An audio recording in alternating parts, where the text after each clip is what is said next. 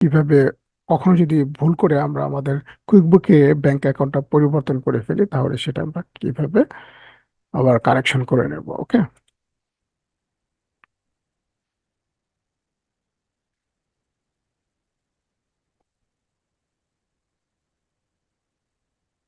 কুইকবুকে আপনি যখন কোনো ওপেনিং ব্যালেন্স আপনি যখন ব্যাংক রিকনসিলিয়েশন করতে যাবেন, তখন ব্যাংক থেকে যে স্টেটমেন্টটা দেবে সেটার সাথে আগে কুইকবুকের যে আপনার যে ডামি ব্যাংক অ্যাকাউন্ট রয়েছে ওই ব্যাংক অ্যাকাউন্টের ওপেনিং ব্যালেন্সের সাথে মিলাতে হয়। যখন ওই দুইটা ব্যালেন্স এক না দেখবেন, তখনই আপনাকে কিন্তু আগে ফাইন্ড আউট করতে হবে যে আসলে আপনার এখানে কি ভুলটা হয়েছে। অনেক সময় দেখা যায় যে ব্যাংকের এন্ডে ভুল হতে পারে, তবে সেটা রিয়ার।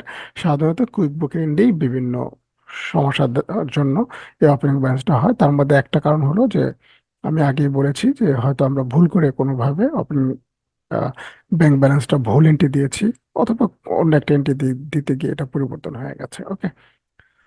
তো এক্ষেত্রে আমাদের কি করতে হবে, প্রথমে আগে ব্যাংকটা সিলেক্ট করতে হবে। যেখানে আমাদের একটা ব্যাংকের এরকম একটা এন্ট্রি আমরা ভুল করেছি, এখানে আমরা যখন ব্যাংক রিকনসিলিয়েশন করতে যাব, তখন আমাদের কিন্তু এরকম একটা মেসেজ দেবে, বলবে যে আমাদের ওপেনিং ব্যালেন্সে কোনো একটা প্রবলেম আছে। হ্যাঁ, যখন বিশেষ করে আহ, আপনি মাসের শেষে যখন আপনি ব্যাংক রিকনসিলিয়েশন করতে যাবেন, ব্যাংক থেকে স্টেটমেন্ট এনে কুইকবুকে ডাউনলোড দিবেন, এবং তখন কিন্তু সেই ওপেনিং ব্যালেন্সের ভুল এন্ট্রিটা ধরা পড়বে। ওকে। তো আপনি এখানে আসলে যদি দেখতে চান যে আসলে আমরা কি ভুলটা করেছি, বা আমাদের অরিজিনাল এন্ট্রিটা কত ছিল, সেটা তো আমরা ব্যাংক স্টেটমেন্টের সাথে মিলিয়ে কনফার্ম হব। তারপরে এখান থেকেও কনফার্ম হওয়ার একটা জায়গা আছে। আপনি ঠিক এই যে জায়গাটায় ক্লিক করবেন, we can help you fix it, ঠিক এই ব্লু কালার এই লেখাটার উপর আপনি ক্লিক দেবেন। ক্লিক দেওয়ার পর আপনি এখানে আসলে খুব ইজিলি দেখতে পাবেন যে আপনার আসলে কি সমস্যাটা হয়েছে। ওকে। এরপর ভিউতে যাবেন, ভিউতে ক্লিক করবেন। ভিউতে ক্লিক করার পর আমাদেরকে আমাদের যে ট্রানজাকশন এন্ট্রি হিস্টোরিতে নিয়ে যাবে, যে আমরা কোথায় কি করেছি, ডিটেলস, যে এই ওপেনিং ব্যালেন্স রিলেটেড আমরা কি কাজ করেছি সবকিছু এখানে দেখা যাবে। ওকে। এখানে ডিটেলস ওপেনিং ব্যালেন্স আমাদের কয়েকবার ভুল করেছিলাম, সেই কয়েকবার হিস্টোরি দেখিয়েছে। এটা হচ্ছে একদম লেটেস্ট। দেখেন, আজকে 27/1/2024, এই 27/1/2024 তারিখে আমি ব্যাংক রিকনসিলিয়েশন যখন করতে যাই, তখন অনেকগুলো এন্ট্রি আমাকে আগে দিয়ে নিতে হয়েছে। তো ওই দিয়ে এন্ট্রি দিতে গিয়ে এবং কিছু জিএলও তো আমি ক্রিয়েট করেছিলাম, সেখানে হয়তো বা এই ওপেনিং ব্যালেন্সটা হয়তো আমি চেঞ্জ করে ফেলেছি বা ভুল করে দিয়েছি। তো এখান থেকে কি দেখা যাচ্ছে যে আমাদের অ্যাকচুয়ালি ওপেনিং ব্যালেন্স ছিল হলো 1,40,000, সেটাকে কেটে আমি করেছি শুধু 40,000। এই জন্য আমরা 1 লাখ টাকা আমাদের নেগেটিভ মিসম্যাচ দেখাচ্ছে। ওকে। তাহলে আপনি কিন্তু এই জায়গায় এসেও আপনার সমস্যাটা ফাইন্ড আউট করতে পারবেন। এখন আপনি যখন ব্যাংক স্টেটমেন্টে যাবেন, তখন কিন্তু আপনি এটা দেখবেন না, কারণ এটা যেহেতু ভুল, তার মানে 40,000 দেখবেন না। মানে আমার এটার ক্ষেত্রে বলছি, আপনার স্টেটমেন্টেও দেখবেন যেটা এখানে এরকম ক্রস দেওয়া থাকবে, ওই অ্যামাউন্টটা আপনার ব্যাংক স্টেটমেন্টের সাথে মিলতে হবে। তার মানে হচ্ছে ওই অ্যামাউন্টটাই কারেক্ট ছিল। আমরা এটা ভুল করে এই আগের এন্ট্রিটাকে মুছে নতুন করে এন্ট্রি দিতে গিয়েই ভুলটা করেছি, বা আমাদের অ্যাকচুয়াল এন্ট্রিটা ভুল হয়েছে। আবার আপনি যদি অ্যাকচুয়াল এন্ট্রি এখানে কখনোই না দিয়ে থাকেন, তাহলে কিন্তু ব্যাংক স্টেটমেন্টের ওপেনিং ব্যালেন্সের সাথে এখানে নাও মিলতে পারে। হ্যাঁ, এটা কিন্তু আপনাকে খেয়াল রাখতে হবে। ধরুন আপনি অরিজিনাল এন্ট্রি ভুল দিয়েছিলেন, তখন তার ব্যাংকের সাথে আপনাকে মিলবে না, তখন ব্যাংকেরটাই অরিজিনালটা হিসেবে ধরে আপনাকে দিতে হবে। ওকে। তো এটা যখন আমরা আসলে হলাম, আমি ব্যাংক স্টেটমেন্টের সঙ্গত কারণ আপনাদেরকে দেখাচ্ছি না, এখানে আসলে একটা সিকিউরিটির বিষয় থাকে, সিকিউরিটির বিষয়ের জন্য আমি আসলে এটা দেখাচ্ছি না। ওকে। এই জন্য আমি আন্তরিকভাবে দুঃখিত। তবে আমি এখান থেকে কনফার্ম হয়ে দিলাম যে আমার যে ওপেনিং ব্যালেন্স সেখানে আমার কোনো ভুল ছিল না। এটা আমি আরেকটু পরে আপনিও কনফার্ম হবেন আমি কিভাবে এই কথাটা বললাম যে আমার এটাই শিওর, আমার এখানে এন্ট্রিটা ঠিকই ছিল, বাট কোন একটা কাজ করতে গিয়ে আমার এই 40,000 টাকা এন্ট্রি পড়ে গেছে। ওকে। তো প্রথমে এই ওপেনিং ব্যালেন্সটা যখন আপনি কারেকশন করতে যাবেন, বা কারেকশন করার আপনার দরকার হবে, তখন আপনাকে রিকনসিলিয়েশন জায়গায় যেতে হবে। হ্যাঁ, এখান থেকে আপনি আসবেন রিকনসাইলে এসে এখান থেকে আপনার যে ব্যাংকে ওপেনিং ব্যালেন্সটা চেঞ্জ করবেন, বা আপনার প্রবলেম হয়েছে ব্যাংক স্টেটমেন্টের সাথে মিসম্যাচ আছে, ঠিক ওই ব্যাংকটা আপনি সিলেক্ট করে দেবেন। হ্যাঁ, আমাদের কমার্স ব্যাংক এজি ছিল, কমার্স ব্যাংক এজি আমরা সিলেক্ট করে দিলাম। হ্যাঁ, সিলেক্ট করার পর আপনাকে আসতে হবে ব্যাংক রেজিস্টার। ব্যাংক রেজিস্টারে আসবেন। ব্যাংক রেজিস্টারে এসে আপনাকে আসতে হবে, এখানে দেখেন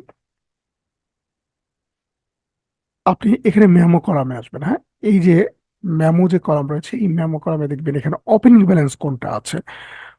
দেখেন এখানে ওপেনিং ব্যালেন্স আপনি যদি খুঁজতে থাকেন, that is the opening balance. Okay, অন্য কোনো জায়গায় কিন্তু চেঞ্জ করা যাবে না। ওপেনিং ব্যালেন্স ঠিক ওপেনিং ব্যালেন্সের এখানে এসে চেঞ্জ করতে হবে। দেন ঠিক অ্যামাউন্টের এখানে একটা ক্লিক করবেন। তারপরে আমি আগে যেটা দেখলেন সে অ্যামাউন্টটা কত ছিল, এক 1,40,000। ওকে, 1,40,000 এখানে আপনি বসাবেন। 1,40,000 এখানে বসে সেভ দিতে হবে। ওকে, ইয়েস, আবারও ইয়েস দিবেন।